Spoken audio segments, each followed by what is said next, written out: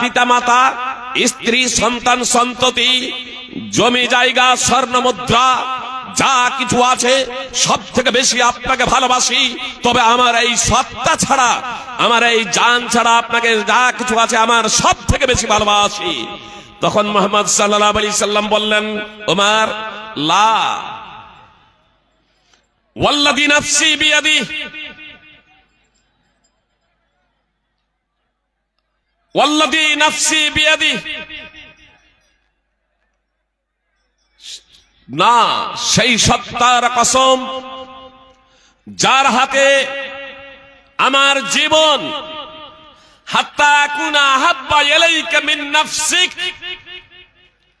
যতক্ষণ না আমি তোমার নিজের জীবন থেকেও অধিক প্রিয় হব, শুধু প্রিয় নয়, আহাব্বা ইলাইকা মিন নাফসিক, তোমার নিজের জান থেকেও, তোমার নিজের সত্তা থেকেও যতক্ষণ না আমি অধিক প্রিয় হব, বেশি প্রিয় হব, বেশি ভালোবাসা হব, ততক্ষণ পর্যন্ত তুমি ঈমানদার হতে পারবে না, ততক্ষণ পর্যন্ত তুমি মুসলমান হতে পারবে না।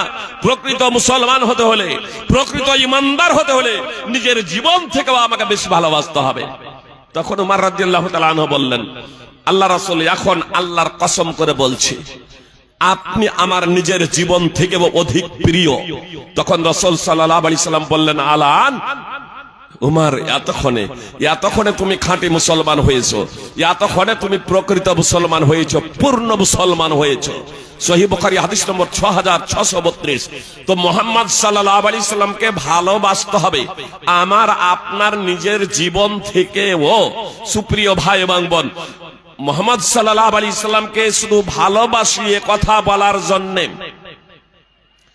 যখন এফআইআর হলো, মুসলমানদের কর্তব্য ছিল যে আমরা যে সত্যি মুহাম্মদ সাল্লাল্লাহু আলাইহি সাল্লামকে নিজের থেকেও বেশি ভালোবাসি, ওই রাস্তা জ্যামের প্রয়োজন ছিল না, রেল অবরোধের প্রয়োজন ছিল না, র্যালির প্রয়োজন ছিল না। জি, বলবেন কেন? নবী সাল্লাল্লাহু আলাইহি সাল্লাম বলেছেন, ওয়াদনাহা ইমাতাতুল আদা আনিত তারিক। ইসলামের অনেকগুলো শাখা আছে, ইমানের অনেকগুলো শাখা প্রশাখা রয়েছে। সব থেকে ন্যূনতম শাখা হলো পথ থেকে কষ্টদায়ক বস্তু সরিয়ে দেওয়া, পথ থেকে কষ্টদায়ক বস্তু সরিয়ে দেওয়া। যেখানে ইসলামের ন্যূনতম শাখা হলো পথ থেকে কষ্টদায়ক বস্তু সরিয়ে দেওয়া, এর তাৎপর্য হলো আপনি পাক্কা ইমানদার, পাক্কা ইমানদার। যে আপনার অন্তরে যদি ন্যূনতম ঈমানও থাকে, ঈমান যদি থাকে ন্যূনতম, তাহলে আপনি যদি দেখেন পথে কাঁটা, ইট ইত্যাদি কিছু পড়ে আছে যার মাধ্যমে লোকের কষ্ট হতে পারে, লোক চলতে গিয়ে হোঁচট খেয়ে পড়ে যেতে পারে, তাহলে সেই জিনিসটাকে সরিয়ে দেওয়া, এটা হলো ঈমানের ন্যূনতম শাখা। আর সেখানে আপনি রেল জাম করে, আপনি পথঘাট জাম করে, রাস্তা জাম করে লোকজনকে কষ্টে নিমজ্জিত করবেন, এর অধিকার ইসলাম আপনাকে দেয় নাই। তাহলে মুহাম্মদ সাল্লাল্লাহু আলাইহি সাল্লামকে নিজের জীবন থেকেও ভালোবাসতে হবে। এটা তাহলে তার বহিঃপ্রকাশ আমরা কেমনে ঘটাবো? বহিঃপ্রকাশ ঘটাবো কেমনে? জি, এর বহিঃপ্রকাশের অনেক নিদর্শন রয়েছে। সুপ্রিয় ভাই এবং বোন, অনেক নিদর্শন। আমরা প্রত্যেক মুসলমান 5 ওয়াক্তের নামাজি হয়ে যাব। জি, আর নামাজ জীবনে আর ছাড়বো না। আর যাদের মুখে দাড়ি গজিয়েছে পুরুষদের, যে সমস্ত পুরুষদের মুখে দাড়ি গজিয়েছে, মুহাম্মদ সাল্লাল্লাহু আলাইহি সাল্লামের ভালোবাসার নিদর্শন ও প্রতীক হলো তারা আর দাড়ি কাটবে না, তারা আর দাড়ি কাটবে না। এমনিতেই তো দাড়ি কাটা পাপ কাজ, দাড়ি মুন্ডানো পাপ কাজ। তো মুহাম্মদ সাল্লাল্লাহু আলাইহি সাল্লামকে ভালোবাসার প্রতীক। সুপ্রিয় ভাই এবং বোন, আমি আপনাদের বলি স্পষ্ট ভাবে যে যে খেলাড়িকে ভালোবাসে সে খেলাড়ির নকল করে। দেখছেন না, প্যান্ট, নতুন প্যান্ট কিনছে ছিঁড়ে। কোন অভিনেতাকে দেখেছে, কোন খেলাড়িকে দেখেছে আসলে ওর প্যান্ট ছিঁড়েছে, তালি মেরেছে, কোটি কোটি টাকা থাকলেই ভাববেন না যে আপনার মতো অলস, বরং তারাই আপনার সিলাই করে তালি দিয়ে ব্যবহার করে। কোটি কোটি টাকা দিয়ে আপনার প্যান যখন দেখছে একটু ছিঁড়েছে, নতুন ভাবে তালি দিয়েছে, আর এ যুবকেরা আপনার নতুন প্যান কিনেই বলছে আমার প্যানে তালি লাগিয়ে দাও, আমার প্যানকে একটু ছিঁড়ে দাও। অভিনেতা, অভিনেত্রী, খেলাড়ি, এদের অনুকরণ করতে গিয়ে যে যাকে ভালোবাসে, আপনি দেখেছেন কখনো যে রোনাল্ডোকে ভালোবাসে সে মেসির মতো চুল কেটেছে? আর যে মেসিকে ভালোবাসে সে রোনাল্ডোর মতো চুল কেটেছে? তাহলে আপনি ভালোবাসেন হলেন মুহাম্মদ সাল্লাল্লাহু আলাইহি সাল্লামকে। আপনার সবথেকে ভালোবাসার প্রিয় পাত্র হলেন মুহাম্মদ সাল্লাল্লাহু আলাইহি সাল্লাম। তাহলে আমার এবং আপনার উচিত ছিল যে মুহাম্মদ সাল্লাল্লাহু আলাইহি সাল্লামের আদর্শে আদর্শিত হওয়া। জি, মুখে দাড়ি গজিয়েছে, মুহাম্মদ সাল্লাল্লাহু আলাইহি সাল্লাম কাটতে নিষেধ করেছেন, পুরুষরা আর দাড়ি কাটবে না। ধোঁকাবাজি, প্রতারণা, মিথ্যা কথা, জুয়া, লটারি, সুদ, ঘুষ, আপনার যে সমস্ত পাপাচার আছে, অন্যায় অশ্লীলতা আছে, পুরুষেরা সার্বিকভাবে বর্জন করবে। তার কারণ তারা মুহাম্মদ সাল্লাল্লাহু আলাইহি সাল্লামকে ভালোবাসে। আমার মা এবং বোনেরা মুহাম্মদ সাল্লাল্লাহু আলাইহি সাল্লামকে ভালোবাসতে গিয়ে তার নির্দেশ পালনার্থে আমার মা এবং বোনেরা পর্দানসীন হয়ে যাবে। তারা পর্দানসীন হয়ে যাবে, পাঁচ ওয়াক্তের নামাজি হয়ে যাবে, বিলাল্লাহ পোড়া হয়ে যত্রতত্র ঘুরে বেড়াবে না। জি সুপ্রিয় ভাই এবং বোন, মুহাম্মদ সাল্লাল্লাহু আলাইহি সাল্লামকে ভালোবাসার এটা বহিঃপ্রকাশ ঘটানোর একটা আমরা আল্লাহর সন্তুষ্টির জন্য করব, কিন্তু এর মাধ্যম দিয়েই মুসলিমদের কাছে, যে যোগীর কাছে এ বার্তা পৌঁছে যেত যে সত্যি এরা মুহাম্মদ সাল্লাল্লাহু আলাইহি সাল্লামকে ভালোবাসে, যে মুহাম্মদ সাল্লাল্লাহু আলাইহি সাল্লাম ছাড়া অন্য কাউকে এরা আইডিয়াল মনে করে না, অন্য কাউকে অনুসরণীয়, অনুকরণের যোগ্য মনে করে না। একমাত্র মুহাম্মদ সাল্লাল্লাহু আলাইহি সাল্লাম, তিনি হলেন অনুসরণের যোগ্য, তিনি হলেন এদের জন্য মডেল, তিনি হলেন এদের জন্য আদর্শনীয় ব্যক্তিত্ব। স্বয়ং মহান আল্লাহ তাআলা পবিত্র কোরআনে বলেছেন, লাকাদ কানা লাকুম ফি রাসূলিল্লাহি উসওয়াতুন হাসানাহ, সূরা আহজাব 33 নম্বর সূরা 21 নম্বর আয়াতের অংশ বিশেষ। তোমাদের জন্য মুহাম্মদ সাল্লাল্লাহু আলাইহি সাল্লামের জীবনীতে রয়েছে উত্তম আদর্শ, উত্তম নমুনা। কিন্তু আমরা ব্যর্থ হলাম মুহাম্মদ সাল্লাল্লাহু আলাইহি সাল্লামের আদর্শে আদর্শিত হতে। বলবেন ফেজি সাহেব আই লাভ মোহাম্মদ প্লাকার্ডে, তাহলে এটা লেখাটাকে আপনি সমর্থন করে না। সুপ্রিয় ভাই এবং বোন, মুসলমান এবং অমুসলমান এবং প্রশাসনিক যারা কর্মকর্তা আছেন তারাও কথাগুলো একটু মনোযোগ দিয়ে শুনবেন। ইসলাম হলো শান্তির ধর্ম। ইসলাম মানে শান্তি না, ইসলামটা হলো শান্তির ধর্ম। সালাম মানে শান্তি, আর ইসলাম মানে হলো আত্মসমর্পণ করা। আর পারিভাষিক অর্থে এক অদ্বিতীয় বিশ্ববিধাতা আল্লাহ তাআলার নিকটে আত্মসমর্পণ করার নাম হলো ইসলাম। আর যখন কেউ আল্লাহ তাআলার নিকটে, একটা পরিবার, একটা সমাজ, একটা দেশ যখন সার্বিকভাবে এক অদ্বিতীয় বিশ্ববিধাতার কাছে আত্মসমর্পণ করে, তখন তাদের উপরে অব্যাহত ধারায় শান্তি বর্ষিত হয়, রহমত বর্ষিত হয়, আল্লাহর কৃপা বর্ষিত হয়। ফলে তখন সমাজে আপনার দ্বন্দ্ব থাকে না, ফ্যাসাদ থাকে না, ঝগড়া থাকে না, মারামারি থাকে না, চুরি, ডাকাতি, ছিনতাই ইত্যাদি সবকিছু বিলুপ্ত হয়ে যায়। সমাজে বাস্তবে কি শান্তি প্রতিষ্ঠিত হয়। এজন্য ইসলামের অর্থ এক কথাই বলা দেওয়া হয় শান্তি। আসুন, শান্তি কিভাবে রাসূল সাল্লাল্লাহু আলাইহি সাল্লাম প্রতিষ্ঠিত করেছিলেন। সুপ্রিয় ভাই এবং বোন, মুহাম্মদ সাল্লাল্লাহু আলাইহি সাল্লামের বয়স তখন 20, মাত্র 20 বছর। যুবকেরা কথা মনোযোগ দিয়ে শোনো, মুহাম্মদ সাল্লাল্লাহু আলাইহি সাল্লামের বয়স মাত্র 20।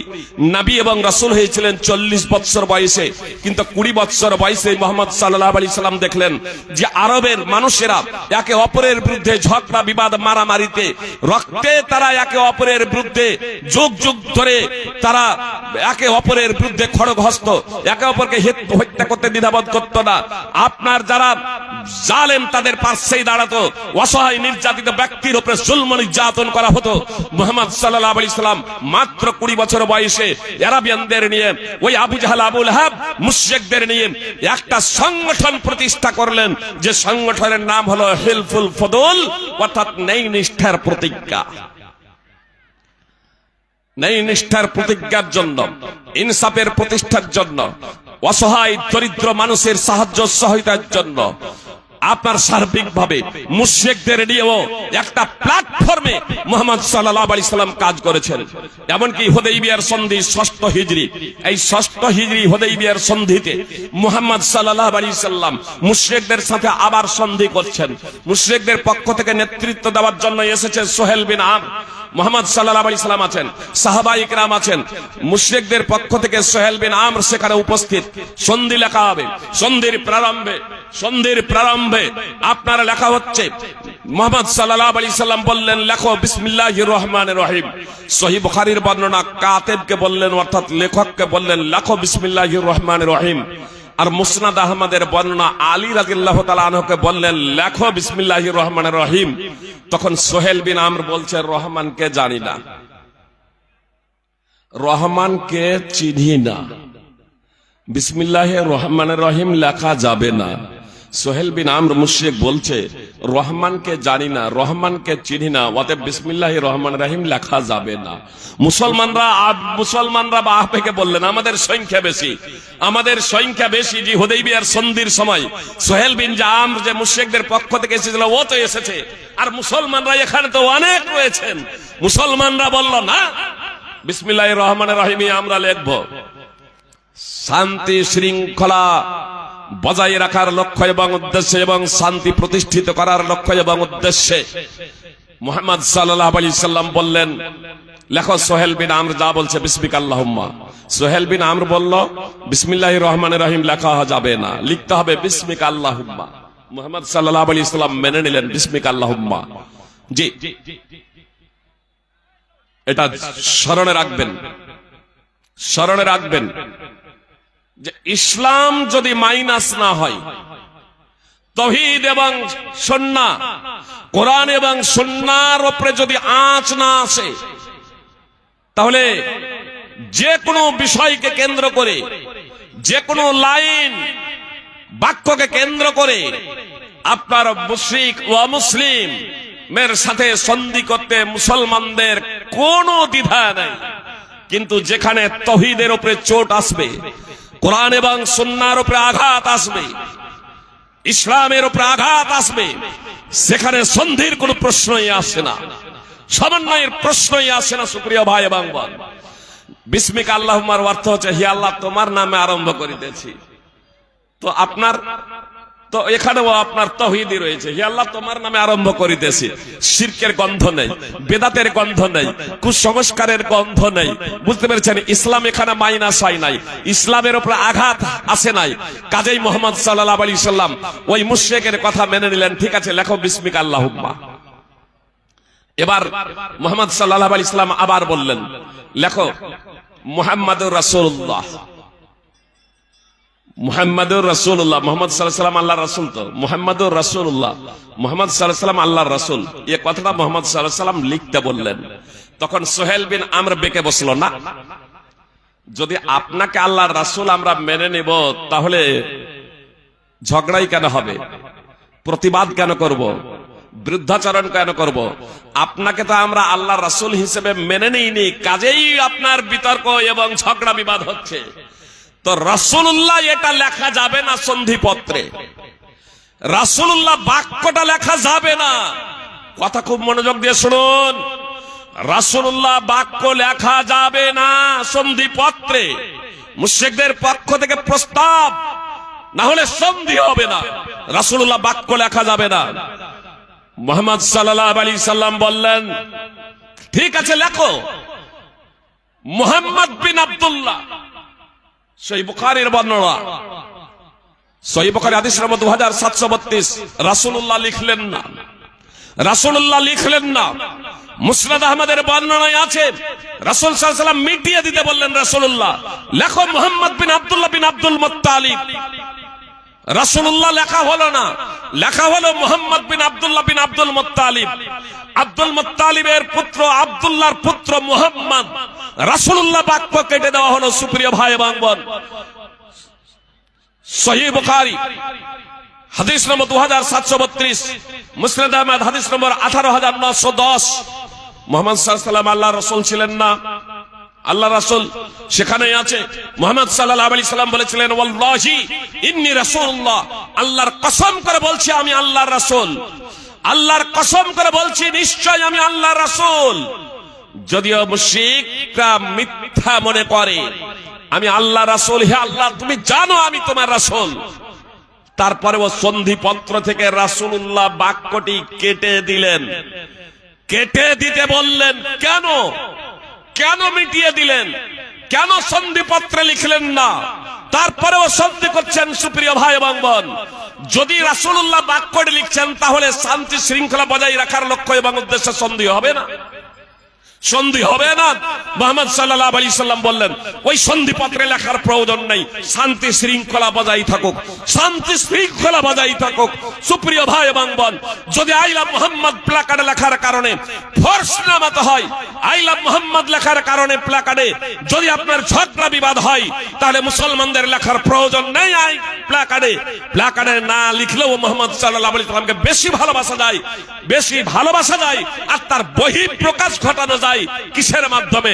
মুহাম্মদ সাল্লাল্লাহু আলাইহি সাল্লামকে আইডিয়াল এবং মডেল হিসেবে গ্রহণ করে নিয়ে।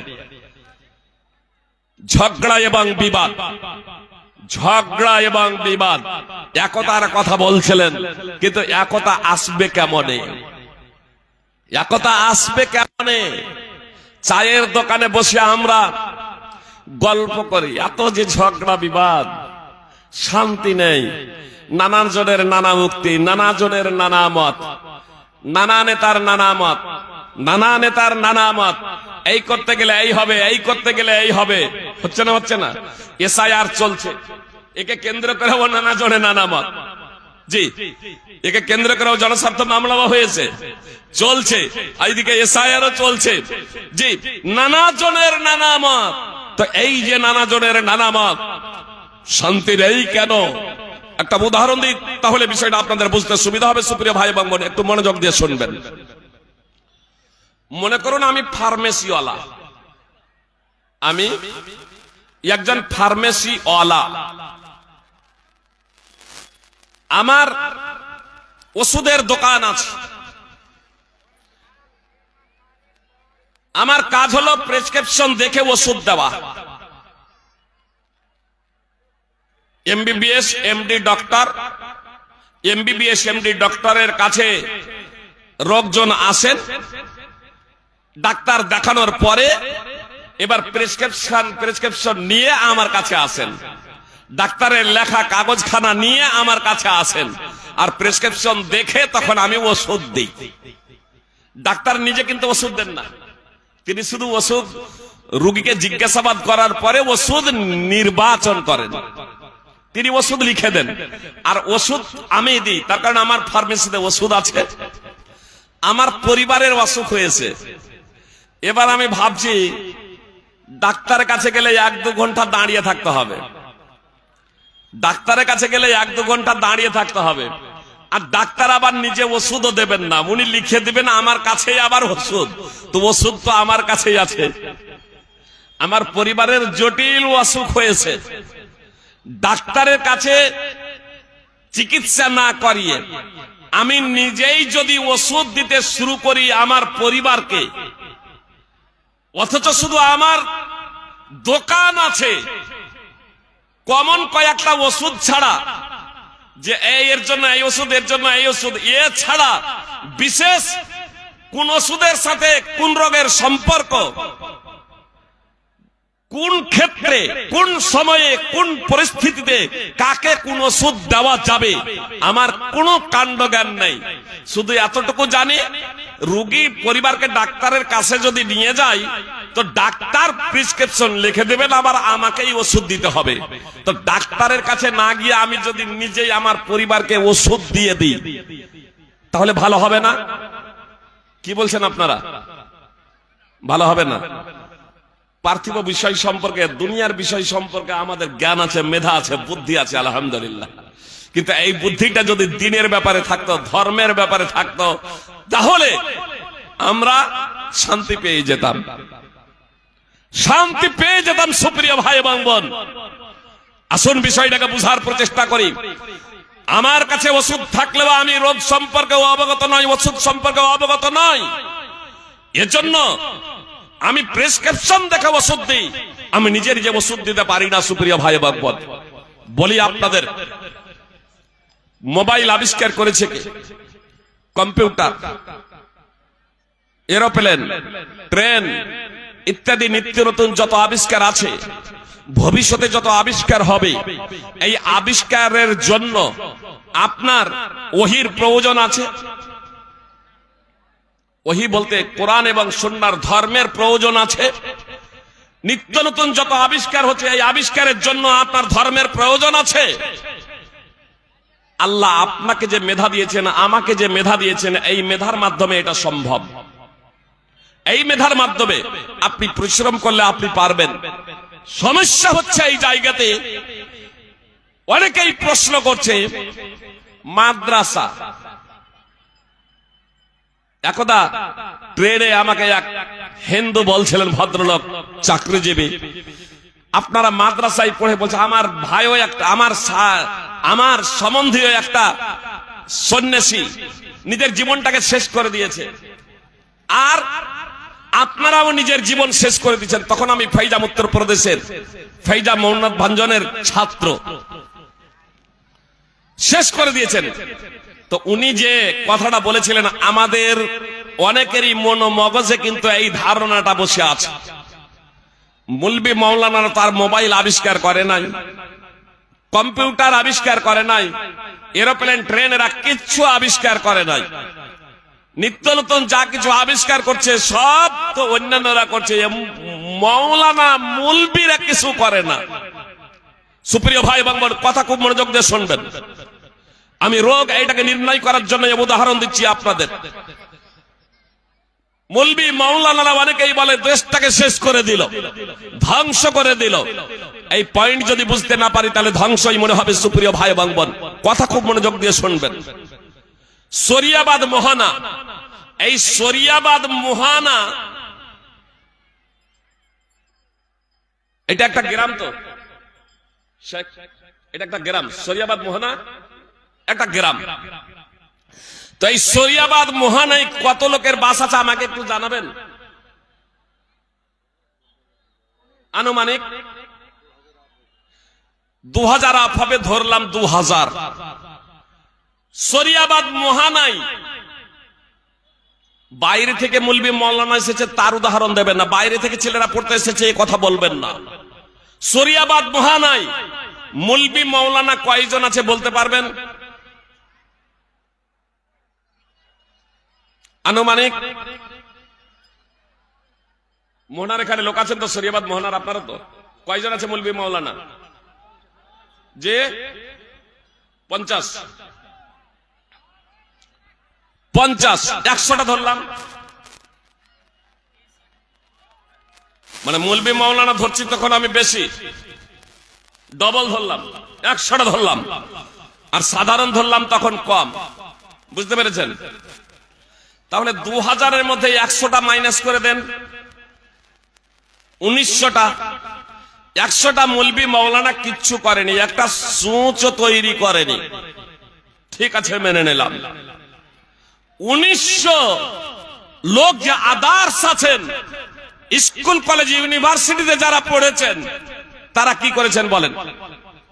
মোবাইল আপনারা তৈরি করেছেন, কম্পিউটার আপনারা তৈরি করেছেন, সুচ আপনারা তৈরি করেছেন, মাইক্রোফোন আপনারা তৈরি করেছেন, জি করেছেন। এখানে তবু মুলবি মাওলানার সংখ্যাটা একটু বেশি। লালবাগে এক জায়গায় 10,000 লোকের বসবাস, মানে ওদের অঞ্চলের কথা বলেছিলাম, বলছে 10,000 লোকের বসবাস। আমি বললাম মুলবি মাওলানা বলছে 3 থেকে 4 জন, আমি ধরলাম 10 জন, তাহলে 9,990 জন লোক সেখানে। আর আজকে 1900, 100 জন ছেড়ে দিন, ওরা কিছু করে নাই, আপনারা কি করলেন? ওই 10 জন কিছু করে নাই, সেখানে 9,990 জন তারাও কিছু করে নাই। তাহলে এই মুলবি মাওলানারাই সব করবেন এটা ভেবেছেন? কোন দৃষ্টিকোণ থেকে, কোন মেধা থেকে? এ মুলবি মাওলানা আপনার মসজিদও ঝাড়ু দিবে, মসজিদের ড্রেনও পরিষ্কার করবে, মসজিদের টয়লেটও পরিষ্কার করবে, 5 ওয়াক্তের নামাজও পড়াবে, আর আপনাদের ছেলে মেয়েদেরও পড়িয়ে দেবে। আর তারপরে আপনারা 8-10 হাজার টাকা বেতন দেবেন, 15,000 টাকা সর্বোচ্চ বেতন দেবেন। আর তারপরে এই মৌলানারা আবার কম্পিউটার আবিষ্কার করবেন, মোবাইল আবিষ্কার করবেন। জি, কম্পিউটার আবিষ্কার করতে পারি, মোবাইল আবিষ্কার করতে পারি, নিত্য নতুন বস্তু আবিষ্কার করতে পারি। প্রথমে আপনারা জেনে রাখুন যে মুলবি মৌলানারা, এই যে মুলবি মৌলানা হয়েছে, ইয়ে আপনার আকাশে উড়ার জন্য না, গ্রহ থেকে গ্রহান্তর আবিষ্কার করার জন্য না, আপনার মহাজগতে মহাসৌর জগতে কি আছে সেগুলো নিয়ে গবেষণা করার জন্য না, বরং এ সবগুলোকে যিনি সৃষ্টি করেছেন, জি, গ্রহ নক্ষত্র এবং সৌর জগতে আরো অগণিত যা কিছু আছে, পৃথিবী এবং আকাশসমূহ এর মাঝে এবং আকাশের মাঝে যা কিছু আছে, নিখিল সৃষ্টির যিনি হলেন এক অদ্বিতীয় স্রষ্টা, সেই স্রষ্টার সন্তুষ্টি কিভাবে অর্জন করা যাবে, সেই স্রষ্টা মানুষকে কেন সৃষ্টি করেছেন, সেই স্রষ্টার সন্তুষ্টি কিভাবে অর্জন করা যায়, কিভাবে সেই স্রষ্টাকে সন্তুষ্ট করে এই দুনিয়াতে সুখ এবং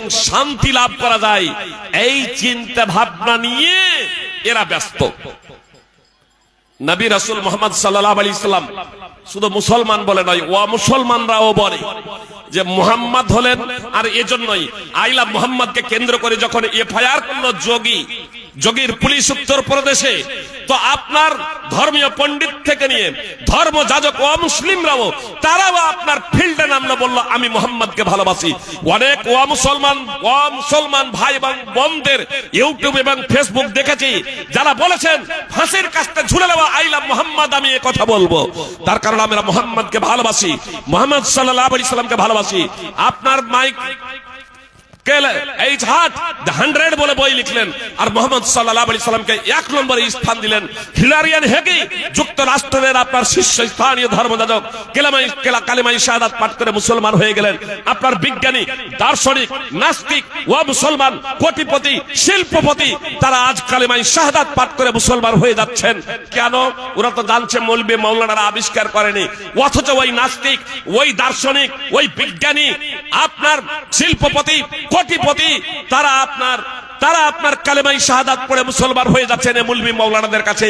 এদের কাছে আসছেন কেন? আসছেন তাদের তো অর্থের অভাব ছিল না, তাদের তো সম্পদের অভাব ছিল না, তাদের পার্থিব জ্ঞানের অভাব ছিল না, কিন্তু জ্ঞানের অভাব যেটা ছিল আপনার সুখ এবং শান্তির, যার মাধ্যম দিয়ে আল্লাহ তাআলার সন্তুষ্টি অর্জন করা যায়, আর এজন্যই তারা আপনার কালেমায়ে শাহাদাত পাঠ করে মুসলমান হচ্ছেন। সুপ্রিয় ভাই এবং বোন, এবার আসুন সর্বকালের সর্বশ্রেষ্ঠ মহামনীষী মুহাম্মদ সাল্লাল্লাহু আলাইহি সাল্লাম তিনি কি বলছেন একটু দেখে নেই। মদিনায় মুহাম্মদ সাল্লাল্লাহু আলাইহি সাল্লাম সাহাবাদের একদা দেখলেন যে তারা খেজুরের ফুলে সংযোগ ঘটাচ্ছেন, পুরুষ ফুলের সাথে স্ত্রী ফুলের সংযোগ ঘটাচ্ছেন। যারা চাষি, দক্ষ চাষি, তারা জানে, আর স্কুলের যারা ছাত্র, যারা 7-8 পড়ে নিয়েছেন, তারা জানেন যে ফুলের মধ্যে ও পুংলিঙ্গ এবং স্ত্রীলিঙ্গ আছে। শুধু মানুষের মধ্যে স্ত্রীলিঙ্গ, জীব জানোয়ারের মধ্যে পুংলিঙ্গ আর স্ত্রীলিঙ্গ নয়, ফুলের মধ্যে ও পুংলিঙ্গ এবং স্ত্রীলিঙ্গ আছে।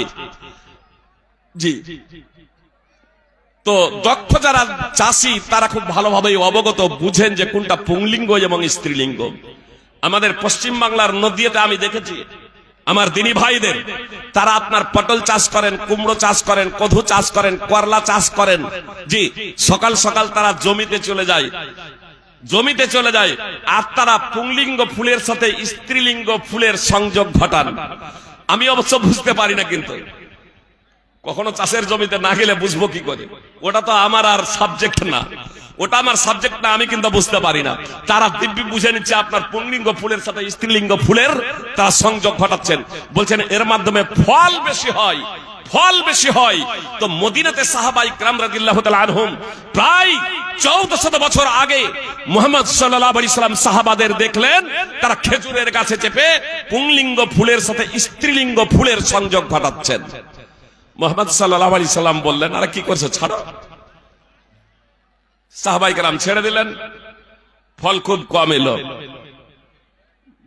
তারপরে তারা আপসে বলা বলি করছেন যে এই বছর স্ত্রীলিঙ্গ ফুলের সাথে পুংলিঙ্গ ফুলের সংযোগ ঘটানো হয় নাই। মুহাম্মদ সাল্লাল্লাহু আলাইহি সাল্লামের কানে আওয়াজ পৌঁছালো। মুহাম্মদ সাল্লাল্লাহু আলাইহি সাল্লাম বললেন যে বাস্তবকে স্বীকার করার মাধ্যমেই রয়েছে সফলতা। মুহাম্মদ সাল্লাল্লাহু আলাইহি সাল্লাম সর্বকালের সর্বশ্রেষ্ঠ মহামনীষী, অথচ দেখুন আমরা হলে যেন তেন প্রকারে আমার ভুল হয়নি এ কথা বলে দিতাম, আমার ভুল হয় নাই এ কথা বলে দিতাম। মুহাম্মদ সাল্লাল্লাহু আলাইহি সাল্লাম বললেন ইন্নামা আনা বাশার, আমি তোমাদের মতোই একটা মানুষ, আমি তোমাদের মতোই একটা মানুষ। অতএব পার্থিব বিষয়ে কোনো যখন কথা যখন বলবো, আমার পক্ষ থেকে যখন কথা বলবো, আমি যখন রায় দিব, মতামত পেশ করব, রায় এবং মতামত দেব, তখন সেই বিষয়ে তোমরা একটু মূল্যায়ন করবে সেই কথাটাকে। তার কারণ আমি তোমাদের মতোই একটা মানুষ, অতএব আমার এই কথাটা মূল্যায়ন করবে। তবে আমি যদি ধর্মের কথা বলি, আমি যদি ওহীর কথা বলি, তাহলে তোমরা তা আঁকড়ে ধরবে, সাধ্যমতো তোমরা তা মেনে চলার প্রচেষ্টা করবে। সহিহ মুসলিম হাদিস নম্বর 2361 ও 62। আপনার সহিহ মুসলিমের 2363 নম্বর হাদিসে আরো আছে, মুহাম্মদ সাল্লাল্লাহু আলাইহি সাল্লাম বলেছিলেন আনতুম আ'লামু বি আমরি দুনিয়াকুম, পার্থিব বিষয়ে বৈষয়িক বিষয়ে আমার থেকে তোমরাই বেশি অভিজ্ঞ। কম্পিউটার আবিষ্কার করা, পৃথিবীতে নিত্য নতুন গবেষণা এবং নিত্য নতুন আবিষ্কার, এগুলো ধর্মের ব্যাপার না, এগুলো বৈষয়িক বিষয়। কি বলছেন? বৈষয়িক বিষয়। তো মুহাম্মদ সাল্লাল্লাহু আলাইহি সাল্লাম বলছেন আমার থেকে তোমরাই অভিজ্ঞ বেশি। তে মুলবি মাওলানা হলো কোন জ্ঞানের অধিকারী? নবী রাসূলগণ যে জ্ঞান ছেড়ে গিয়েছেন, আল উলামা ওয়ারাসাতুল আম্বিয়া, নবী রাসূলগণ উলামাগণ হলেন, আলেমগণ হলেন, ধর্মীয় ইসলামের ধর্মীয় পণ্ডিতগণ হলেন নবী রাসূলদের উত্তরাধিকার। আর নবী রাসূলগণ আপনার উত্তরাধিকার বানিয়ে গেছেন তাদের জ্ঞানের, তারা যে আল্লাহ তাআলার পক্ষ থেকে ওহী প্রাপ্ত হয়েছিলেন, অর্থাৎ কোরআন এবং সুন্নাহর। তাই কোরআন এবং সুন্নাহর জ্ঞানে জ্ঞানান্বিত যারা হচ্ছেন তারা হচ্ছেন আলেম উলামা। নবী সাল্লাল্লাহু আলাইহি সাল্লাম যেভাবে পথ নির্দেশনা দিয়েছিলেন, নবী সাল্লাল্লাহু আলাইহি সাল্লাম যেভাবে মানুষকে শান্তির পথে নিয়ে এসেছিলেন, আরবের মানুষেরা একে অপরের রক্ত নিয়ে হোলি খেলতে দ্বিধাবোধ করত না, আত্মীয় স্বজনকে হত্যা করতে দ্বিধাবোধ করত না, নারীদেরকে জন্মের পরে পরে জীবন্ত প্রথিত করে দেওয়া হতো। সুপ্রিয় ভাই এবং বোন, সেই সময়টাকে বলা হয়ে থাকে জাহেলিয়াতের যুগ। কিন্তু সেই যুগকে তো আজকে আমরা ছাড়িয়ে গেছি। তখন তো শুধু কচি কচি মেয়েদেরকে জীবন্ত প্রথিত করা হতো, আর আজকে তো সাবালিকা মেয়েকেও প্রথিত করা হচ্ছে, সাবালিকা মেয়েকেও হত্যা করা হচ্ছে, ছেলেকেও হত্যা করা হচ্ছে, পিতা মাতাকে হত্যা করা হচ্ছে, ভাই ভাইকে হত্যা করছে, ভাই বোনকে হত্যা করছে, একে অপরের হত্যা করার জন্য সার্বিকভাবে একে অপরে প্রস্তুত হয়ে যাচ্ছে। সুপ্রিয় ভাই এবং বোন, এমনকি স্বামী স্ত্রীকে হত্যা করছে, স্ত্রী স্বামীকে হত্যা করছে। প্রেম করে বিয়ে করেছে, নিজের জীবন দেওয়ার জন্য প্রস্তুত, 2-1 বছর চলার পরেই তারপরে বলছে আর না, একে অপরকে হত্যা করতে দ্বিধাবোধ করে না, একে অপরকে হত্যা করতে দ্বিধাবোধ করে না। যারা বলেছিল জীবন দেওয়ার জন্য প্রস্তুত, একে অপরের কে হত্যা করতে বিন্দু মাত্র দ্বিধা করে না। সুপ্রিয় ভাই এবং বোন, এ তো আজকে আমরা অহরহ দেখি। তো এগুলো হচ্ছে কেন? তাহলে আমাকে রোগটা অনুসন্ধান করতে হবে। আর ওই রোগ নেতাদের কাছে পাবে, রোগের চিকিৎসা সমাধান নেতাদের কাছে পাবেন না। যারা এই রোগ সম্পর্কে বিশেষ অবগত তাদের কাছে যেতে হবে, আধ্যাত্মিক ডাক্তার। জি, যেমন শারীরিক অসুখ যদি হয় তাহলে কবরেজের কাছে গেলে হবে না।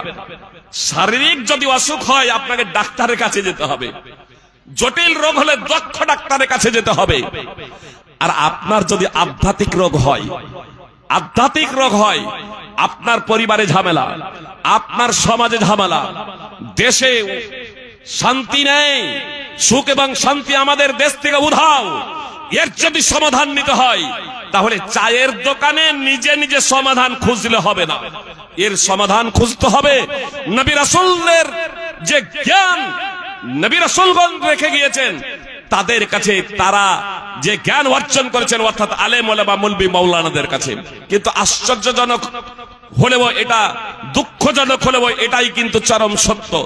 আলেম ওলামার কাছে আমরা সমস্যার সমাধান নেওয়া তো দূরের কথা, মসজিদ কমিটি ইমামকে আগেই বলে দিচ্ছি, মসজিদ কমিটি কতক জায়গায়, সব জায়গায় না, এমনকি মাদ্রাসা কমিটি সব জায়গায় না। অনেক মাদ্রাসা কমিটি আছেন যারা বলেন আমরা সাধারণ, মসজিদ কমিটি অনেক জায়গায় আছেন যারা বলেন আমরা সাধারণ।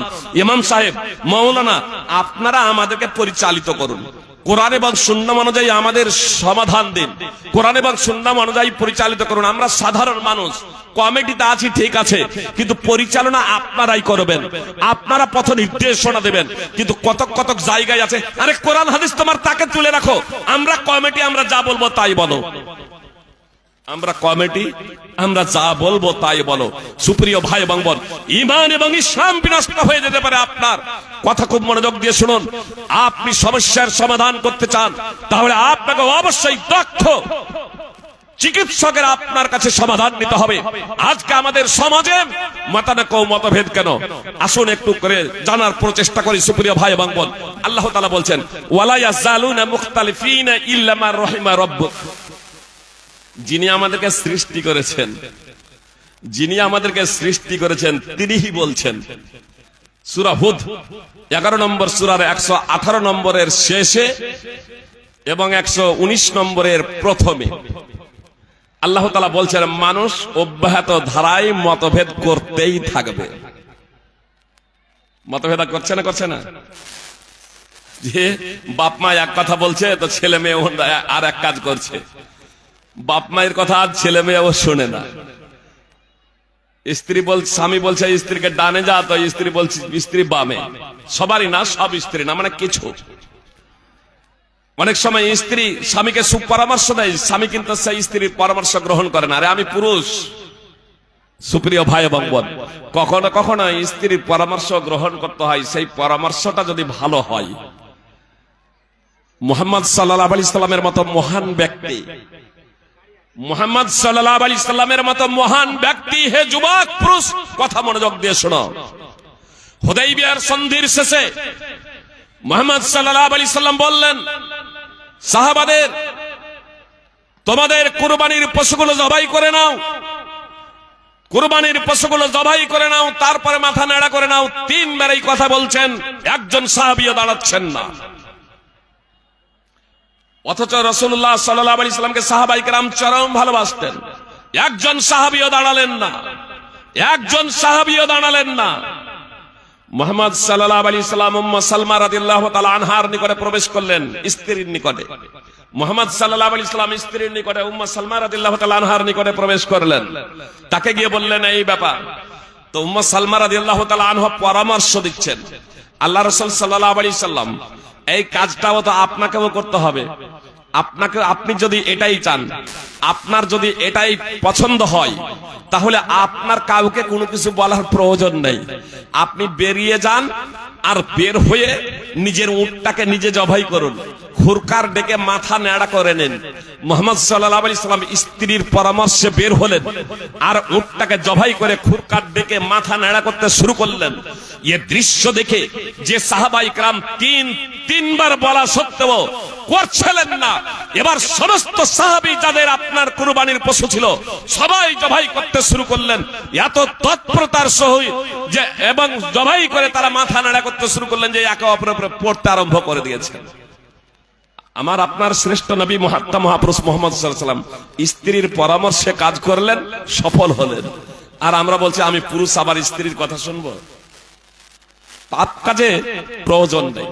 আপনার স্ত্রীর কথাটা যদি ভালো যদি হয়, সুপ্রিয় ভাই এবং বোন, সহিহ বুখারীর হাদিস আমি আপনাদেরকে বলছিলাম যে আমাদেরকে কোন কথা থেকে এখানে এলাম, স্ত্রীর কথাটাই চলে এলাম কোন কথা থেকে বলেন? এই পিছনে যে সমস্ত দাঁড়িয়ে আছেন খুব বিশ্রী লাগছে, আপনারা বসে যান না, জায়গা তো অনেক আছে। একটা বেয়াদবিও হচ্ছে আর আপনারা বিশ্রীও লাগছে, তার থেকে আপনারা বসে যান। আপনারা তো ভালোর জন্য আসছেন, কিন্তু খারাপের জন্য কেন ওরকম দাঁড়িয়ে আছেন? আপনারা বসে যান, অনুরোধ, আপনারা বসে যান, সব বসে যান, আর জায়গা অনেক খালি আছে। যে সুপ্রিয় ভাই এবং বোন, আপনারা বসে যান, যারা দাঁড়িয়ে আছেন ভাই আপনারাও বসছেন, শুনতে পাচ্ছেন আওয়াজ তো? যে ভালো মানুষের বৈশিষ্ট্য হলো যখনই কথা বলবেন। এখন সভাপতি সাহেব, জি, সভাপতির আনুগত্য আমাদেরকে করতে হবে যতক্ষণ পর্যন্ত তিনি কোরআন সুন্নাহ পরিপন্থী কোনো কথা না বলবেন। বুঝতে পেরেছেন? এজন্য আপনাদের বসতে বলা হলো, আপনারা বসে যান। সুপ্রিয় ভাই এবং বোন, কি বলছিলাম? ওয়ালা ইয়াজালুনা মুখতালিফিনা ইল্লা মা রাহিমা রাব্বুক। মানুষ অব্যাহত ধারায় মতভেদ করতে থাকবে। আল্লাহ বলছেন ওয়ালা ইয়াজালুনা মুখতালিফিন, মানুষ অব্যাহত ধারায় মতভেদ করতে থাকবে ইল্লা মা রাহিমা রাব্বুক, তবে তারা মতভেদ করবে না, তারা মতনৈক্য করবে না যাদের প্রতি আল্লাহর দয়া বর্ষিত হবে, যাদের প্রতি আল্লাহর কৃপা বর্ষিত হবে। সুপ্রিয় ভাই এবং বোন, তাহলে আমরা জানতে পারলাম যে মানুষ আপোষে দ্বন্দ্ব করবে, মানুষ আপোষে মতভেদ করবে, মানুষ আপোষে গন্ডগোল করবে, মানুষ আপোষে ঝামেলা করবে। আরে ঝামেলা করতে করতে এরা নিঃশেষ হয়ে যাবে।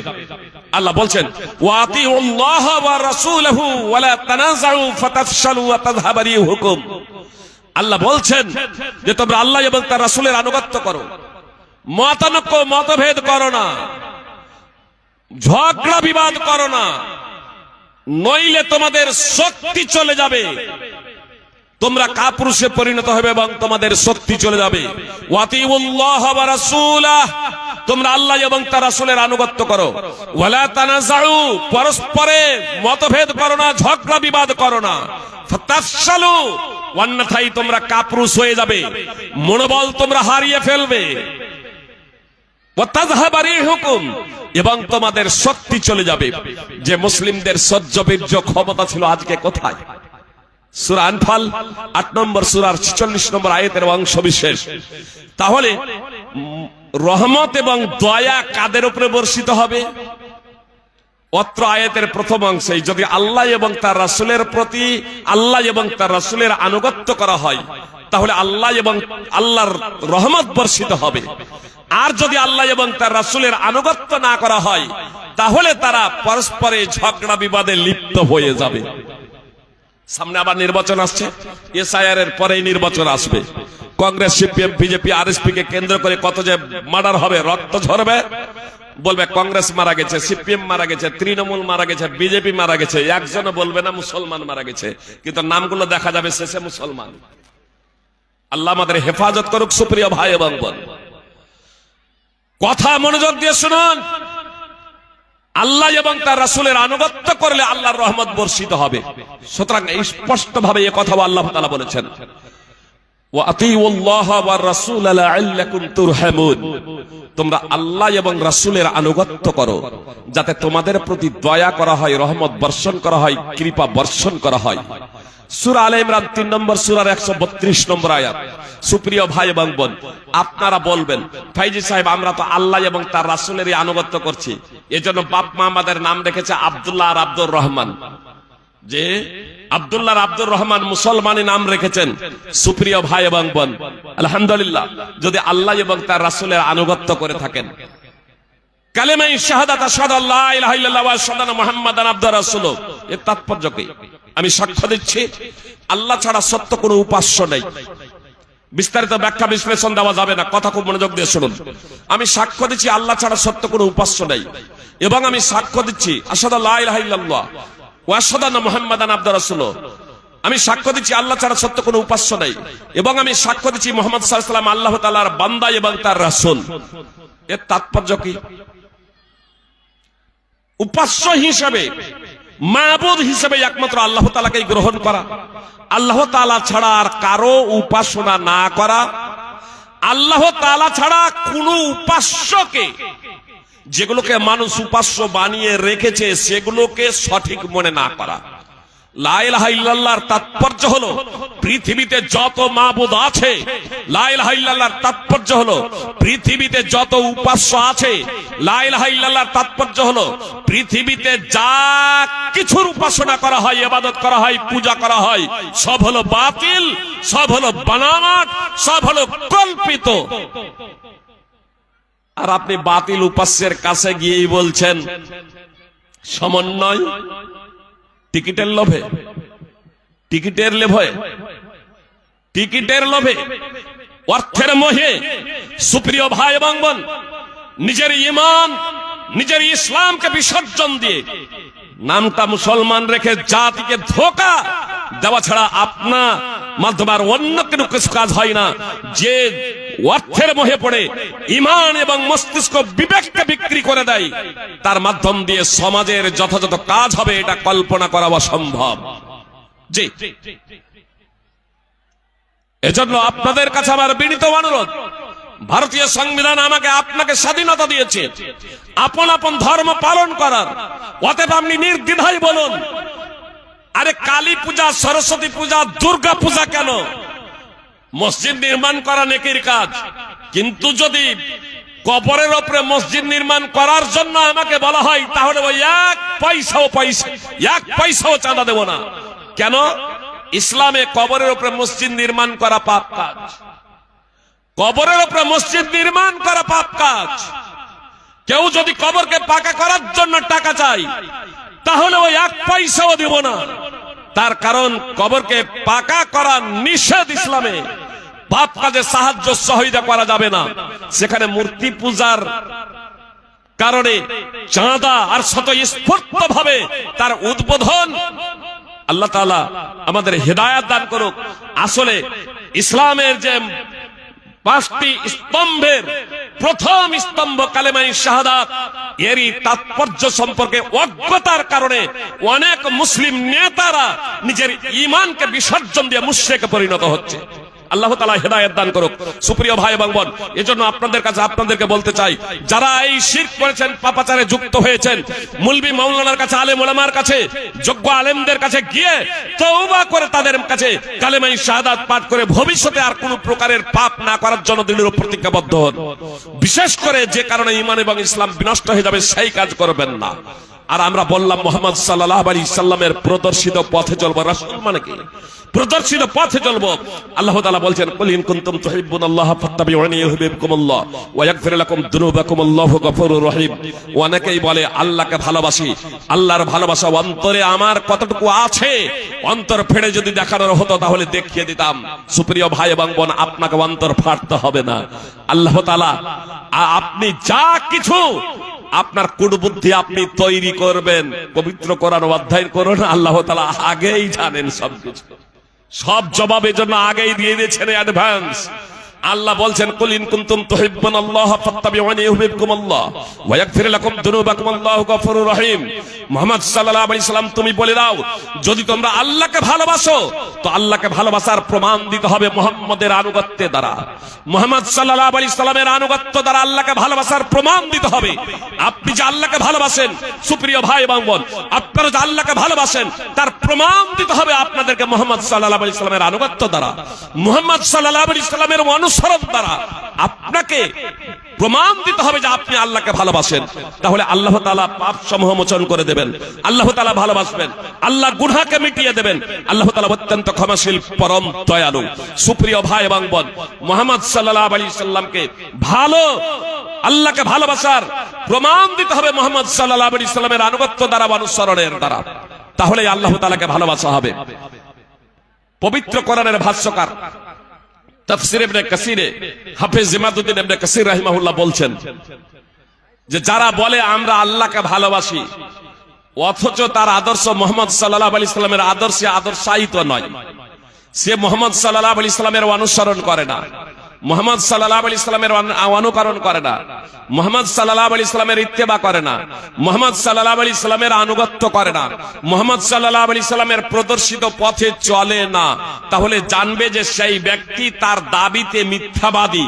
এই আয়াত ফাইসালা করে দিয়েছে, এই আয়াত ঘোষণা করে দিয়েছে, সে মুখে যা বলে অন্তরে তা তার নেই, সে মুখে বলে অন্তরে তার নেই। সুপ্রিয় ভাই এবং বোন, আজকে এসআইআর কে কেন্দ্র করে বাবা মাকে আমাদের স্মরণে পড়েছে, তাই না? আজকেই দেখছিলাম অনেকের বিএলআরকে চাপ দিয়ে বলছে বাবা মা মরে গেছে, তারপরেও বলছে যে বাবা মায়ের নামে একটা সার্টিফিকেট দাও, বাবা মায়ের নামে ওই ফর্ম দাও। তো বিএলআর কোথা থেকে দেবে? নির্বাচন কমিশনের পক্ষ থেকে বিএলআরদের কাছে যা এসেছে, যারা জীবিত আছে বা মরে গেছে নাম কেটে যায়নি, একমাত্র তাদেরই আসবে। আর আপনার বাবা মার নাম যদি কেটে যায় তো বিওলার তো পারবে না। এটা নির্বাচন কমিশনকে গিয়ে বলুন, ওদেরকে চাপ দিচ্ছে যে আমার বাবা মা মারা গেছে, মানে ব্যাপারটা কি, ওর বাবা মার চাপ মরে গেছে, তারপরেও চাইছে কেন জানেন? হয়তো ওর বাবা মার 2002 নাম আছে, এখন মরে গেছে, তো কারেন্ট আর দেখাতে পারবে না।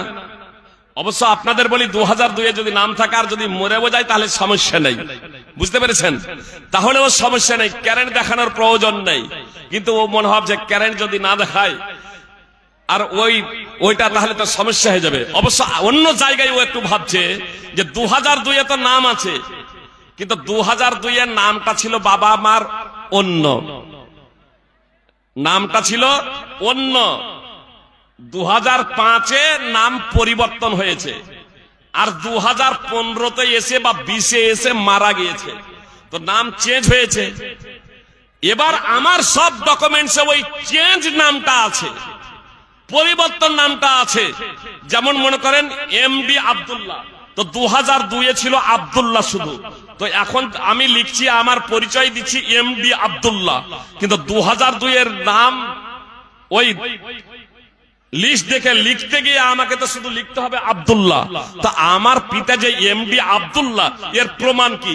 এজন্য আমি বিওলারকে তখন গিয়ে বলছি যে আমার পিতা মাতারও একটা জীবিত একটা দিয়ে দেন, ফর্ম দিয়ে দেন, বুঝতে পেরেছেন? তো জীবিত ফর্ম তো যারা 24-এ বেঁচে আছে, 25-এ যারা বেঁচে আছে তাদেরই পাওয়া যাবে ভাই, তার তো আগে না, তার আগে না। সুপ্রিয় ভাই এবং বোন, ঘাবড়াবেন না।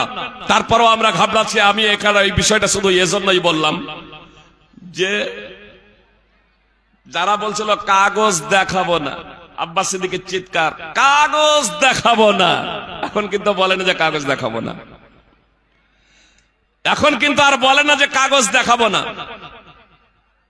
যারা বলছিল এসআইআর হতে দেব না, তারাও কিন্তু এখন আইনের পথে যাচ্ছেন, কিন্তু আর বলছেন না যে এসআইআর তোমরা কেউ ফর্ম নিও না আর ফর্ম ফিল আপ করবে না।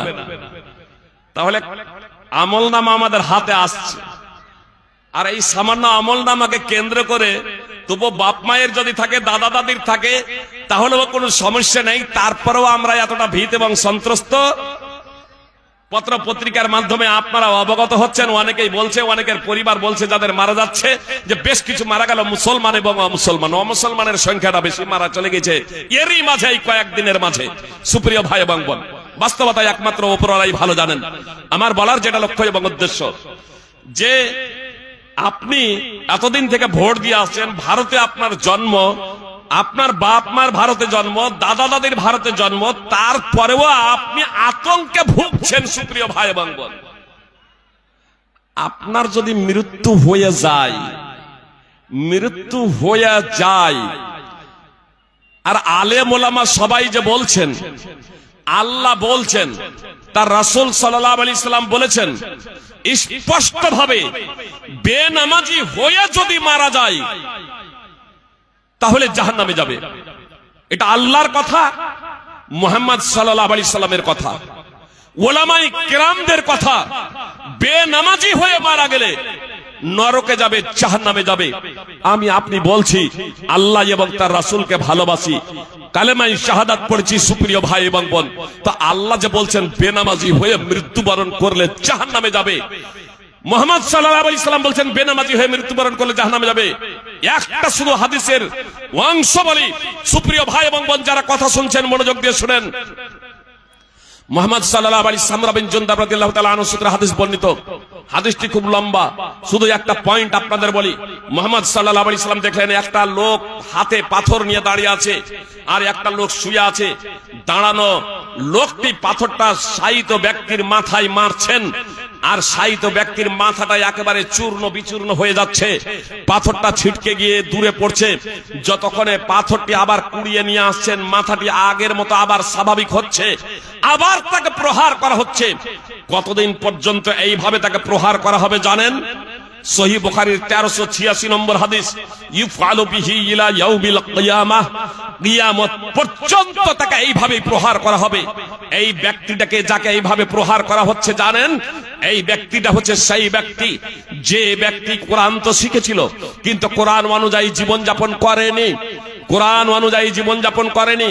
উক্ত রেফারেন্স এবং সহিহ বুখারীর 1143 এবং 7047 নম্বর হাদিসে আছে, ওয়ায়ানামু আনিস সালাতিল মাকতুবা, ওয়ায়ানামু আনিস সালাতিল মাকতুবা, সে কোরআন অনুযায়ী জীবনযাপন করেনি, ওয়ায়ানামু আনিস সালাতিল মাকতুবা, এবং সে ফরজ নামাজ ছেড়ে ঘুমিয়েছিল।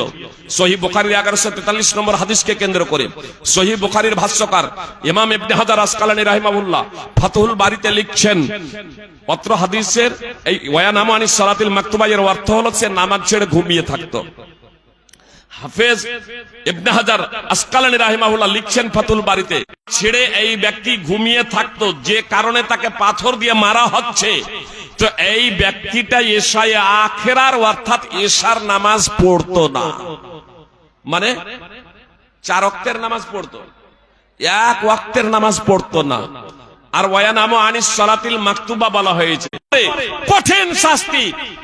আপনার এসআইআর নাম যদি না আসে, কেউ বলছেন অন্য জায়গায় তাড়ানো হবে, কেউ বলছেন ডিটেনশন ক্যাম্পে রাখবো। ডিটেনশন ক্যাম্পেও যদি রাখা হয় সুপ্রিয় ভাই এবং বোন, সেই কষ্ট না, সেই কষ্ট না। যতদিন বাঁচবেন ততদিন যদি ডিটেনশন ক্যাম্পে রাখা হয় আর চাবুক দিয়ে মারা হয় আর খেতে দেওয়া হয়, তারপরেও সেই কষ্ট না সুপ্রিয় ভাই এবং বোন, যেই কষ্ট মৃত্যুর পরে এক মুহূর্তে আপনার জন্য নেমে আসবে সুপ্রিয় ভাই এবং বোন। কথা খুব মনোযোগ দিয়ে শুনুন সুপ্রিয় ভাই এবং বোন। আনাস রাদিয়াল্লাহু তাআলা আনহু সূত্রে বর্ণিত, রাসূল সাল্লাল্লাহু আলাইহি সাল্লাম বলেছেন, মূলত এটা দৃষ্টান্ত দিতে গিয়ে জাহান্নামীকে ও মুসলিমকে আবার জাহান্নামে দেবেন, ঈমানদারেরা জান্নাতে যাবে। তবে এই প্রচলিত ঈমানদার না সুপ্রিয় ভাই এবং বোন, আমাকে আপনাকে ঈমানদার হতে হবে। সেই দৃষ্টান্ত আপনাদের সামনে পেশ করছি। শুধু মুহাম্মদ সাল্লাল্লাহু আলাইহি সাল্লাম বলেছেন, আদম আলাইহিস সালাম থেকে নিয়ে কিয়ামত সংঘটিত না হওয়া পর্যন্ত ও মুসলিমদের মধ্য হইতে একজন ব্যক্তিকে নিয়ে আসা হবে। ও মুসলিমদের, তো সেই ব্যক্তিকে জাহান্নামে একবার ডুবিয়ে উঠানো হবে, জাহান্নামে একবার প্রবেশ করিয়ে বের করানো হবে, জাহান্নামে একবার চুবন দিয়ে উঠিয়ে নেওয়া হবে। আর তারপরে তাকে জিজ্ঞেস করা হবে, কে সব থেকে বড় ধন সম্পদশালী? যে আজকের আদানি আর আম্বানি না, আজকের আপনার ইলন মাস্ক ইত্যাদি না, পৃথিবীর সব থেকে যে আদম আলাইহিস সালামের যুগ থেকে নিয়ে আপনার কিয়ামতের আগে পর্যন্ত সব থেকে বড় ধন সম্পদশালী, কিন্তু তার ঈমান নেই, তার ইসলাম ছিল না, তার ঈমান ছিল না, ইসলাম ছিল না, একত্রে সে বিশ্বাসী না, এই ধরনের একজন মানুষকে নিয়ে আসা হবে সব থেকে বড় ধন সম্পদশালী। আর জাহান্নামে একবার ডুবিয়ে বের করে তাকে জিজ্ঞেস করা হবে, বলতো পৃথিবীতে তুমি সুখ শান্তি আরাম আয়েশ, বলতো তুমি পৃথিবীতে সুখ শান্তি আরাম আয়েশ অনুভব করেছিলে কি? সুখ শান্তি জীবনে কখনো পেয়েছিলে কি? তখন সে বলবে, আল্লাহর কসম করে বলছে, সুখ শান্তি কি জিনিস কখনো টের পাইনি, আরামাইশ কি জিনিস কখনো চোখে দেখিনি, হৃদয়ে অনুভব করিনি, আনন্দ বিনোদন কি জিনিস কখনো এটা অনুধাবন করিনি, বুঝতে পারিনি। সদা সর্বদা দুঃখে কষ্টে আমার জীবনটা গেছে। আল্লাহর কসম করে বলছি, সুখ এবং শান্তি কখনো জীবনে টের পাই নাই। জাহান্নামের মুহূর্তের চোখের পলক নয়, 1 সেকেন্ডও না, তার থেকে কম সময় ফেরেশতা ডুবাবেন আর উঠাবেন, ফেরেশতা ডুবাবেন আর উঠাবেন। আমার ডুবানো আর উঠানো নয়, ফেরেশতা ডুবাবেন আর উঠাবেন, 1 সেকেন্ডও নয়, এর থেকে কম সময়ে। আর তার মধ্যেই 60-70 বছর জীবনে যে আনন্দ আয়েশ আরাম করেছিল, ওই জাহান্নামে একবার প্রবেশের, জাহান্নামে একবার ডুবানোর মাধ্যমেই সব ভুলে গিয়ে বলবে, আল্লাহর কসম করে বলছি, আরাম আয়েশ কি জিনিস কখনো অনুধাবন করি নাই।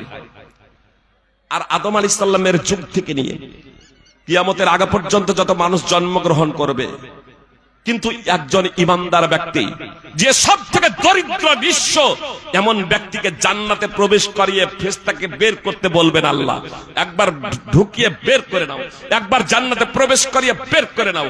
তারপরে তাকে জিজ্ঞেস করা হবে, বলো তো পৃথিবীতে তুমি দুঃখ কষ্ট অনুভব করেছিলে? তখন সে বলবে, আল্লাহর কসম করে বলছি, দুঃখ কি জিনিস, বিপদ আপদ কি জিনিস কখনো টের পাই না। জান্নাতের নিয়ামত আর জাহান্নামের শাস্তি কত কঠিন, এই হাদিসটি শুধু আমাদের অনুধাবন করার জন্য সুপ্রিয় ভাই যথেষ্ট। সহিহ মুসলিম হাদিস নম্বর 2807, সুনানে ইবনে মাজাহ হাদিস নম্বর 4300, 21 সুপ্রিয় ভাই এবং বোন, এজন্য আপনাদের কাছে আমার বিনীত অনুরোধ, তাহলে আমরা বুঝতে পারলাম আমাদের উপরে যে শাস্তি, লাঞ্ছনা, আমাদের যে মতভেদ, আমাদের যে আপোষে দ্বন্দ্ব, ফ্যাসাদ, ঝগড়া, বিবাদ, এর অন্যতম কারণ হলো একটা বাক্য আমি আপনাদের বলে দিই। নবী সাল্লাল্লাহু আলাইহি সাল্লাম বলেছেন, সুনানে ইবনে মাজাহ হাদিস নম্বর 4019, ওয়ামা লাম তাহকুম আইম্মাতুহুম, কোন বর্ণনা আছে ওয়ামা লাম তাহকুম আইম্মাতুহুম বিকিতাবিল্লাহি ওয়া ইয়াতাখায়্যারু মিম্মা আনজালাল্লাহু ইল্লা জাআলাল্লাহু বাসাহুম বাইনাহুম। যখন উলামায়ে কেরাম, ইসলামের যারা বিচারক, উলামায়ে কেরাম আল্লাহর কিতাব অনুযায়ী বিচার করবেন না, আল্লাহর গ্রন্থ অনুযায়ী বিচার ফাইসালা করবেন না, এবং আল্লাহ যা অবতীর্ণ করেছেন তা গ্রহণ করবে না, অর্থাৎ পবিত্র কোরআন এবং সুন্নাহ অনুযায়ী মানুষ যখন জীবনযাপন করবে না, ইসলামী বিচারকরা বিচারক করবে না, উলামায়ে কেরাম পথ নির্দেশনা দেবেন না, ফাইসালা করবেন না, তখন আল্লাহ তাআলা তাদের আপোষে লড়িয়ে দেবেন, আপোষে লড়িয়ে দেবেন, আপোষে তাদের ঝগড়া বাঁধিয়ে দেবেন। আজকে সর্বস্তরে আজকে ঝগড়া, সর্বস্তরে ঝগড়া আজকে আমাদের। সুপ্রিয় ভাই এবং বোন, এজন্য আপনাদের কাছে আমার বিনীত অনুরোধ, আসুন আমরা আল্লাহর রহমতের কামনা করি।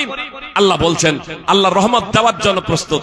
ওয়াতিউল্লাহ ওয়া রাসূলাহু লাআল্লাকুম তুরহামুন, আল্লাহ এবং রাসূলের আনুগত্য করলে তোমাদের প্রতি দয়া করা হবে। তোমরা যদি আল্লাহ এবং রাসূলের আনুগত্য করো তবে তোমাদের প্রতি দয়া করা হবে। সূরা আলে ইমরান 3 নম্বর সূরার 132 নম্বর আয়াত। সুপ্রিয় ভাই এবং বোন, এই পারপার্শ্বে একটা হাদিসও পেশ করেছিলাম, সহিহ বুখারী হাদিস নম্বর 7280, কিন্তু আমার টাইম শেষ হয়ে গেছে, 3-4 মিনিট অতিক্রান্ত, এজন্য আর আগে বাড়ছি না। আল্লাহ তাআলা আমাদের প্রত্যেকে পবিত্র কোরআন ও সুন্নাহ অনুযায়ী জীবনযাপন করার তৌফিক দান করেন। সুপ্রিয় ভাই এবং বোন, আমার পরবর্তী বক্তাগণ আছেন, তাদের বক্তব্য আপনারা শুনবেন, এবং মাদ্রাসার এটা প্রোগ্রাম। সুপ্রিয় ভাই এবং বোন, এই মাদ্রাসায় যে জ্ঞানগুলো, যে কথাগুলো বললাম, কোরআন এবং সুন্নাহ, এই কোরআন এবং সুন্নাহ এখানে পাঠ দেওয়া হয়, কোরআন এবং সুন্নাহর শিক্ষা দেওয়া হয়। এজন্য এই মাদ্রাসাকে টিকিয়ে রাখার জন্য জেনে রাখবেন, মাদ্রাসা যতদিন আছে ততদিন আপনার কোরআন এবং সুন্নাহ যথাযথভাবে শুনতে পাবেন। মাদ্রাসা যতদিন আছে ততদিন ইসলাম টিকে থাকবে। যেদিন মাদ্রাসা আর থাকবে না সেদিন ইসলামও থাকবে না। অবশ্য আমি আলেম ওলামাদেরকে বলবো, মাদ্রাসা শিক্ষক এবং কমিটিকে বলবো, আলেম ওলামা যারা আছেন তাদেরকে বলবো, আমাদের গুরু দায়িত্ব আছে। কমিটি যারা আছেন তাদের বলবো গুরু দায়িত্ব আছে, প্রত্যেকের দায়িত্ব। একটা হাদিস বলে আমি বক্তব্য শেষ করে দিচ্ছি এই পারপার্শ্বে। মা মিন আবদিন ইস্তারআহুল্লাহু রাইয়াতান ফালাম ইয়াহুতহা বিনাসিহা ইল্লা লাম ইয়াজিদ রায়াহাতাল জান্নাহ। সহিহ বুখারী হাদিস নম্বর 7150। রাসূল সাল্লাল্লাহু আলাইহি সাল্লাম বললেন, আল্লাহ যখন তার কোনো বান্দাকে নেতৃত্ব দেন, আল্লাহ যখন তার কোনো বান্দাকে নেতৃত্ব দেন, আর সে তাদের, যাদের নেতৃত্ব দেওয়া হয়েছে তাদের কল্যাণ কামনার সাথে তত্ত্বাবধান না করে, তাহলে সে জান্নাতের সুগন্ধিও পাবে না। বুখারী একটি বর্ণনায় আছে সে, তার জন্য জান্নাত হারাম। মুসলিমের বর্ণনায় রয়েছে তার জন্য জান্নাত হারাম, সে জান্নাতে প্রবেশ করবে না, জান্নাতের সুগন্ধিও পাবে না। সহিহ বুখারী বর্ণনা অনুযায়ী সুপ্রিয় ভাই এবং বোন, মাদ্রাসা কমিটি যারা আছেন, আলেম ওলামার তত্ত্বাবধান কমিটি, আপনারা ছেলে যারা আছে, মেয়ে যারা আছে, শিক্ষক যারা আছে, তাদের হচ্ছেন আপনারা দায়িত্বশীল নেতা। আল্লাহ আপনাদেরকে সুযোগ দিয়েছেন, তাদের কল্যাণ কামনার সহিত তাদের তত্ত্বাবধান করতে হবে, আলেম ওলামাদের তত্ত্বাবধান করতে হবে। আলেম ওলামা যারা আছেন, ছাত্র ছাত্রীদের দিয়েছেন, তাদের হচ্ছেন নেতা, তাদের তত্ত্বাবধান করতে হবে। জি, তাদের তত্ত্বাবধান করতে হবে সুপ্রিয় ভাই এবং বোন, তত্ত্বাবধান করতে হবে সঠিকভাবে। আপনার একটা আমানত, যদি ছেলে মেয়েদের যথার্থভাবে মানুষ যদি না করা হয়, প্রকৃত মানুষ রূপে গড়ে তোলা যদি না হয়, তাহলে শিক্ষকদেরও জবাবদিহি করতে হবে। অনুরূপ ভাবে কমিটি, এই কমিটিকেও জবাবদিহি করতে হবে। আপনি শিক্ষক রেখেছেন, শিক্ষকদের যদি যথার্থ সম্মান ভাতা যদি না দেন, তাহলে আপনাদেরকে জবাবদিহি দিতে হবে সুপ্রিয় ভাই এবং বোন। এবং নিজেদেরও ছেলে এবং মেয়েকে প্রতিষ্ঠানে পড়তে দেবেন, প্রয়োজনে প্রতিষ্ঠানের সিলেবাস পরিবর্তন করবেন, কোরআন এবং সুন্নাহকে অটল রেখে বজায় রেখে আল্লাহ তাআলা আমাদের তা মেনে চলার তৌফিক দান করেন। কমিটি বৃন্দ যারা আছেন সুপ্রিয় ভাই এবং বোন, আপনারা দায়িত্বশীল, দায়িত্বশীল। কথার মাঝে কথায় একটা ছিল, আমি ক্ষমা চেয়ে নিচ্ছি, আর আমি একটা কথা বলবো সুপ্রিয় ভাই এবং বোন। মুহাম্মদ সাল্লাল্লাহু আলাইহি সাল্লামের মতো মহাত্মা মহাপুরুষ বললেন তিনবার করে তোমরা পশু কুরবানি করে নাও। হুদাইবিয়ার সন্ধির সময় পশু কুরবানি করে নাও, একজনও দাঁড়াচ্ছেন না। কেন? নিজের পশুটা নিজে যে কুরবানি করেন নাই। আর যেমনই উম্মে সালমা রাদিয়াল্লাহু তাআলা আনহার পরামর্শ অনুযায়ী নিজের উট নিজে কুরবানি করলেন, আর মাথা নেড়া করে দিলেন ফুরকার ডেকে, সবাই এবার করতে শুরু করে দিলেন। একাধিক দৃষ্টান্ত আছে। আবু সাইদ খুদরি রাদিয়াল্লাহু তাআলা আনহু সূত্রে হাদিস বর্ণিত আছে মর্মে, মুসনাদ আহমদ হাদিস নম্বর 11423, মুহাম্মদ সাল্লাল্লাহু আলাইহি সাল্লাম সাহাবাদের বললেন, রোজা ভেঙে দাও। প্রচন্ড রৌদ্র, প্রচন্ড রৌদ্র, পায়ে হেঁটে চলেছেন, কষ্ট হচ্ছে, কষ্ট হওয়াটা স্বাভাবিক। মুহাম্মদ সাল্লাল্লাহু আলাইহি সাল্লাম বললেন, রোজা ভেঙে দাও, ইশরাবু, পানি পান করে নাও, খাবাও। একজন রোজা ভাঙছেন না। মুহাম্মদ সাল্লাল্লাহু আলাইহি সাল্লাম বলছেন, লাস্তু মিসলাকুম, আমি তোমাদের মত না। আমার কিছু ভাইরা এইটুকু শুধু পেশ করে দেয়, লাস্তু মিসলাকুম। মুহাম্মদ সাল্লাল্লাহু আলাইহি সাল্লাম বলছেন, লাস্তু মিসলাকুম, আমি তোমাদের মত না। বলছে, দেখো মুহাম্মদ সাল্লাল্লাহু আলাইহি সাল্লাম বলেছেন আমি তোমাদের মত না। অতএব আমরা আলাদা, মুহাম্মদ সাল্লাল্লাহু আলাইহি সাল্লাম আলাদা। একবার তার সৃষ্টিগত উপাদানকে আলাদা করে দেওয়া হচ্ছে। সুপ্রিয় ভাই এবং মুহাম্মদ সাল্লাল্লাহু আলাইহি সাল্লাম বললেন, আমি তোমাদের মত না। সুপ্রিয় ভাই এবং বোন, কথা এখানে শেষ না। মুহাম্মদ সাল্লাল্লাহু আলাইহি সাল্লাম সাহাবাদেরকে বুঝাচ্ছেন, প্রচন্ড রৌদ্রে গরমের সময় সফরে আছেন, পায়ে হেঁটে চলেছেন সাহাবায়ে কিরাম, পায়ে হেঁটে চলেছেন সাহাবায়ে কিরাম, কষ্ট হচ্ছে, সব রোজা আছেন। মুহাম্মদ সাল্লাল্লাহু আলাইহি সাল্লাম করুণা প্রদর্শন করো তো বলছেন, রোজা ভেঙে দাও, পানি পান করো, রোজা ভেঙে দাও। একজন রোজা ভাঙেন না, ফাবাও, প্রত্যেকেই রোজা ভাঙলো না। মুহাম্মদ সাল্লাল্লাহু আলাইহি সাল্লাম বললেন, লাস্তু মিসলাকুম, আমি তোমাদের মত না। কেন তোমাদের মত না? তার ব্যাখ্যা দিচ্ছেন, ইন্নী আইসারকুম ইন্নী রাকিব, নিশ্চয় আমি সহজ অবস্থায় আছি, নিশ্চয় আমি যানবাহনে আছি। মুহাম্মদ সাল্লাল্লাহু আলাইহি সাল্লাম একটি খচ্চরে আরোহণ অবস্থায় ছিলেন। এজন্য মুহাম্মদ সাল্লাল্লাহু আলাইহি সাল্লাম বলছেন, আমার তো কষ্ট হয় নাই, আমি তো যানবাহনে আছি। আর প্রিয় ভাই এবং বোন, মুহাম্মদ সাল্লাল্লাহু আলাইহি সাল্লাম সাহাবাদের বলছেন, কিন্তু ততক্ষণ পর্যন্ত সাহাবারা বাস্তবায়ন করছেন না যতক্ষণ না নিজে তা বাস্তবায়ন করলেন। আপনি কমিটি হয়েছেন, আপনি নামাজ পড়বেন না, আপনারা আসুন দান খয়রাত করুন, আর আপনারা সাধ্য মতো দান করবেন না, তাহলে লোকজনে দান করবেন। এজন্য আমার পরে আধিকারী বক্তা আসছেন, কমিটিকে বলবো যদি ভুল ত্রুটি থাকে, আমি জানি না, আমি জানি না তারা দান করেন কি করেন না। সুপ্রিয় ভাই এবং বোন, কমিটি আগ বাড়িয়ে কেউ যদি বেনামাজি থেকে থাকেন, আজ থেকে নামাজি হয়ে টাকাবাজি এসবগুলো বন্ধ করে দিন, নামাজি হয়ে যান। আগ বাড়িয়ে কমিটি আগে আপনারা দানের হাত বাড়িয়ে দেন, জনগণ দান দেবে। আর তারপরও শেষ কথায় কথা বলে যাচ্ছি, সুপ্রিয় ভাই এবং বোন, কে দিচ্ছে এটা কথা নয়, আপনারা উন্মুক্ত হস্তে দান করবেন। যিনি আগে দান করবেন তার দেখা দেখি পরে যারা দান করবে তিনি লাভবান, তিনি সফল। সুপ্রিয় ভাই এবং বোন, আল্লাহ তাআলা আমাদের প্রত্যেককে পবিত্র কোরআন ও সুন্নাহ অনুযায়ী জীবনযাপন করার তৌফিক দান করেন, আমিন। আসসালামু আলাইকুম ওয়া রাহমাতুল্লাহি ওয়া বারাকাতুহু।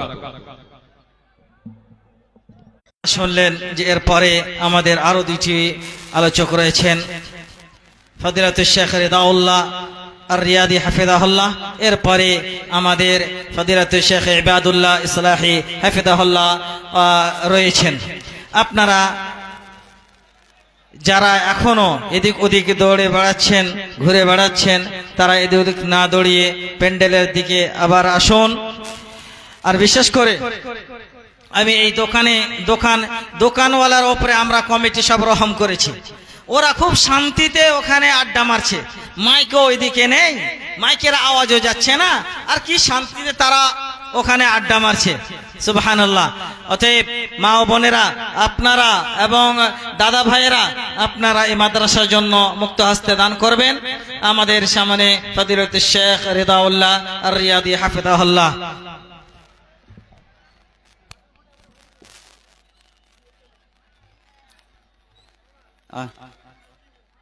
কোনটা? এদিকে করব।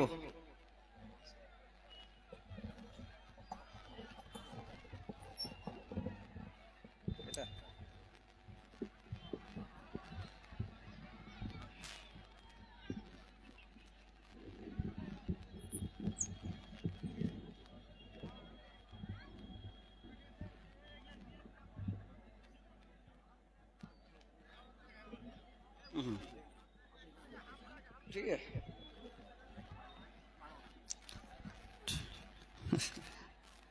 টেবিলটা দূরে হয়ে গেল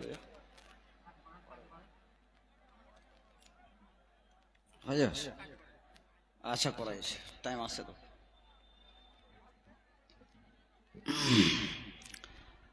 আসসালামু আলাইকুম ওয়া রাহমাতুল্লাহি ওয়া বারাকাতুহু ভাইজান যারা পেছনে দাঁড়িয়ে আছেন অনেক লোক দাঁড়িয়ে আছেন সামনে অনেক জায়গা পড়ে আছে খালি মাওলানা সাহেব বক্তব্য রাখলেন এত সুন্দর বক্তব্য আর আপনারা দাঁড়িয়ে আছেন কেন হয় ওখানে জায়গা থাকলে বসুন আর না হলে সামনের দিকে আসুন দাঁড়িয়ে থাকবেন না মিডিয়াওয়ালাদেরকে একটা কথা বলতে চাই বক্তব্যের মাধ্যমে বক্তারা হাদিস কোরআনের আলোচনা করতে গিয়ে কথা বলছেন তো এমন কিছু কথা মানে ভিডিও ছাড়তে হবে না যেগুলো ক্ষতিকর বা অসুবিধা খুব হিসাব করে ওগুলো ছাড়বেন এটা আগেই বলে দিলাম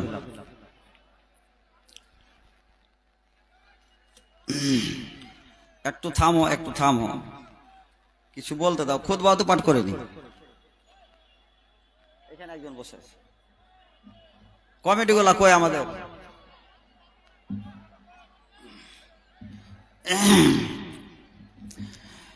ইন্নাল হামদালিল্লাহি নাহমাদুহু ওয়া নাস্তাঈনুহু ওয়া নাস্তাগফিরুহু ونعوذ بالله من شرور أنفسنا ومن سيئات أعمالنا من يهده الله فلا مضل له ومن يضلله فلا هادي له وأشهد أن لا إله إلا الله وحده لا شريك له وأشهد أن محمدا عبده ورسوله يا أيها الذين آمنوا اتقوا الله حق تقاته ولا تموتن إلا وأنتم مسلمون يا أيها الناس اتقوا ربكم الذي خلقكم من نفس واحدة وخلق